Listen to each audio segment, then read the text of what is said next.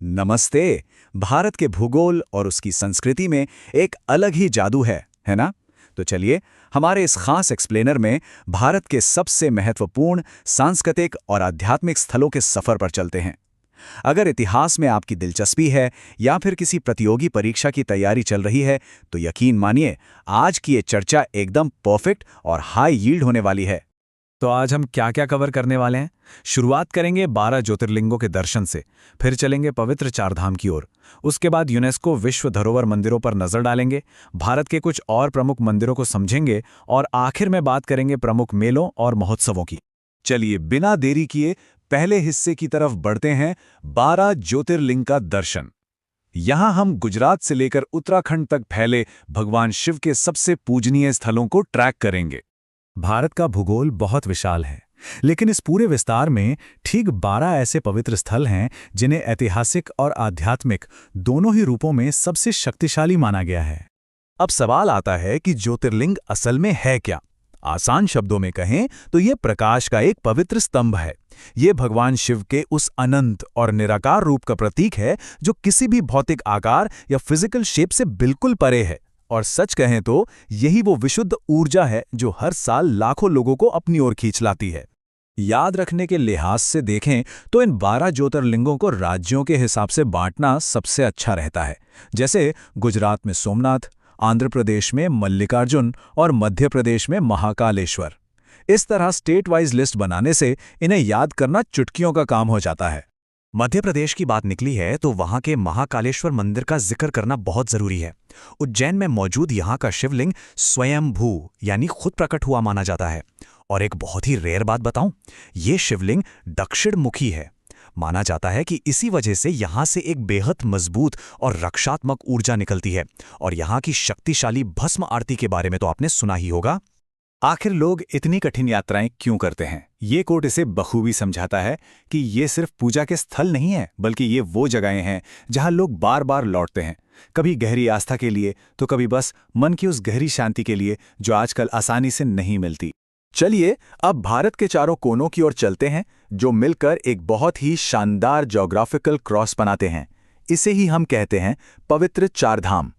अब यहाँ एक बहुत ही कॉमन कन्फ्यूजन होता है और एग्जाम्स में अक्सर इस पर सवाल बनते हैं।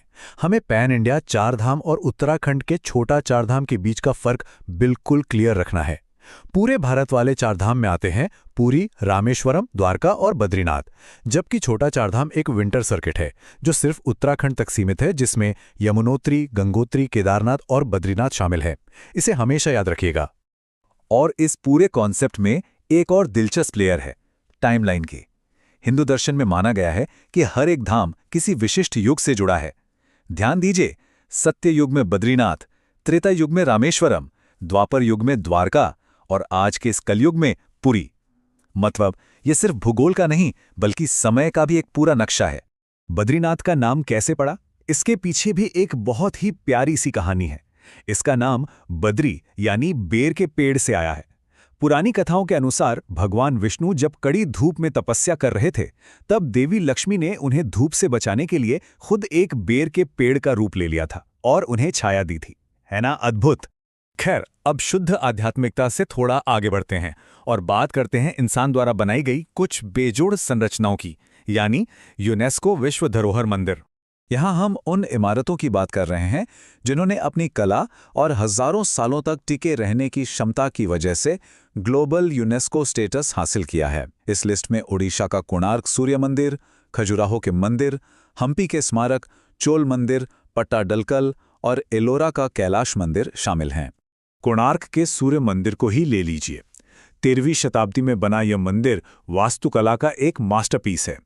सोचिए, एक पूरे के पूरे मंदिर को सूर्यदेव के एक विशालकाय पत्थर के रथ के रूप में डिजाइन किया गया है, जिसमें बहुत ही बारीक नक्काशी वाले बड़े बड़े पहिए लगे हुए हैं।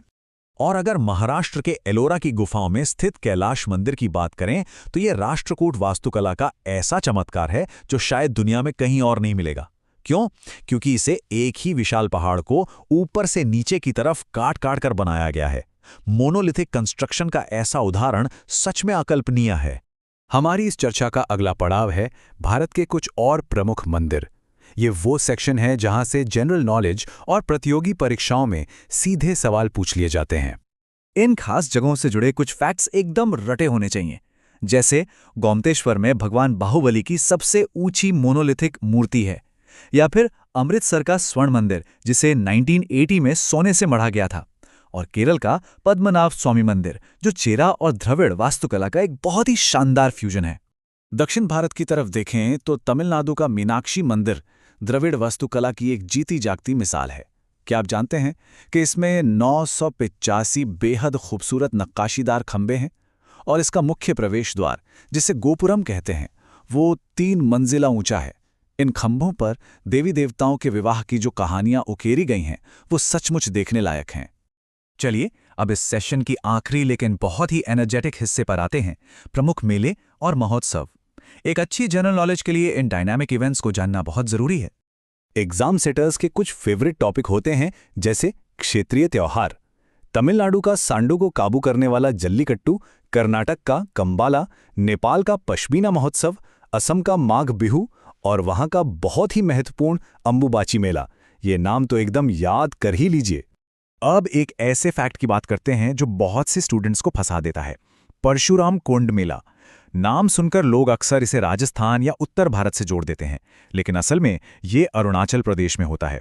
तो इस जियोग्राफिकल ट्रैप में बिल्कुल मत फंसिएगा।